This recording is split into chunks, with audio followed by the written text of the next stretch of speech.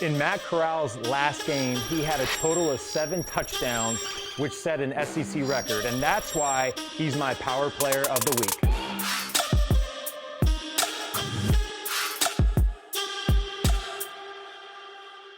So you guys, the team is getting a lot of attention. You personally getting a lot of attention. You're actually my leading Heisman candidate right now. I'm sure you don't care about that, but NIL, all of these things. How have you personally just been able to avoid the rat poison, as Lane Kiffin likes to call it, and just focus on football?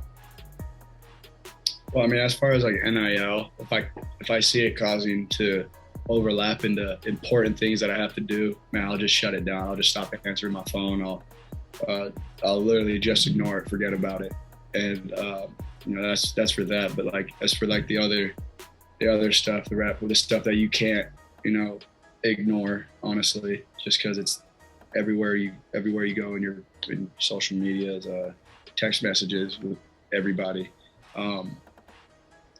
It's just keeping the main thing, and not getting complacent at all, and just keep doing what you're doing, because that's what got you here. So Lane Kiffin, your head coach, was my coordinator, quarterback coach in college. Jeff Levy, your OC. Clearly, I mean, you guys are a potent offense. How have those guys just made you a better quarterback or a better football player over the last couple of years? When they first got here, they completely wiped. They treated it as if I didn't know how to play quarterback, right? Everybody like, okay, we're going to assume you guys don't know anything, so we're going to start from A. And it went from all the way to coverage school to knowing every single coverage of what, like, majority of things, what we're going to get.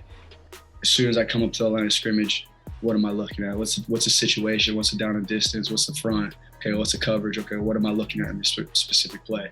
And, just tying all those things together and understanding when Levy calls this play, when Kiffin calls this play, what do they want out of it? Right. So that's great, because now I actually pulled a couple plays from your last game against Tulane. And so what we like to do on here, we'd like to just break down these. And first of all, so this is the quarterback draw. You're going to end up scoring a touchdown. You have more rushing touchdowns so far in 3 games than you did all of last season. Is there more of an effort to get you more involved in the run game this season so far, or no? Not at all. This just happened by chance. This was supposed to be a throw. The draw was built into it, but I thought that field, that Sam nickel, whatever you want to call it, was going to undercut that block. So I got off of it and just ran. The box was still good because it was too high.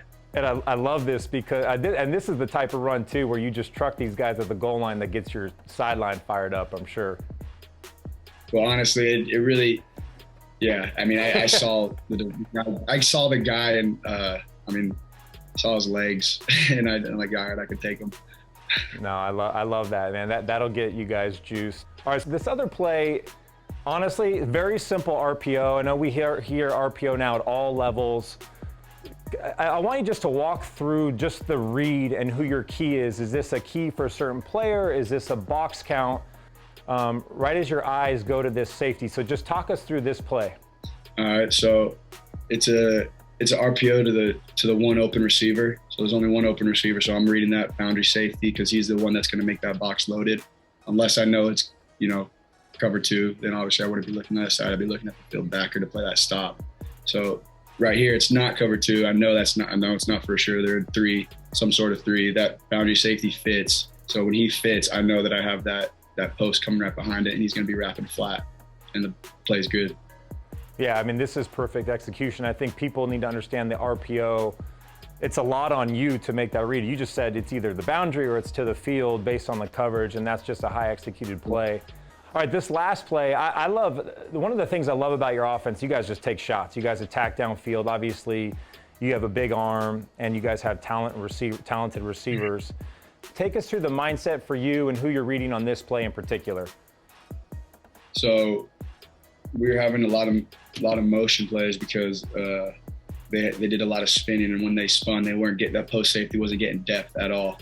And when we saw that on film, we thought we were going to go deep right over it with those safeties playing so low, and just figuring out which one's a post safety. Right. Whatever the motion's coming, they're spinning that way. So you're going to be looking at the opposite safety. That opposite safety is not getting any depth, and I know my receiver's going to be way past him at that point. I actually underthrew him right here. Yeah, I was watching the film. I was like, oh, he actually probably did it. He did underthrow him. He's probably upset about that. But, dude, seven total touchdowns in this game. I mean, that's pretty remarkable.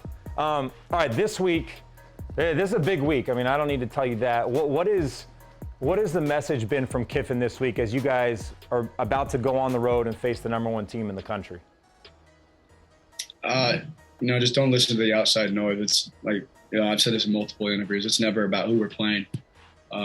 It's never about who we're playing. It's all about how we execute and how we come in ready on Monday practice. What matters is what we do in this building, 24/7. If we're worried about what's going on Saturday on a Monday, that's not going to get you the win. And, playing a team like Alabama, they're a great, great team, all around on all three phases. To beat these guys, you got to be locked into all the details because these guys don't get beat by chance.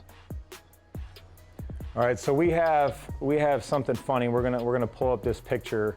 I got to be honest with you. I had no clue because I was a kid and you were a baby. But in 2007, you were at my football camp.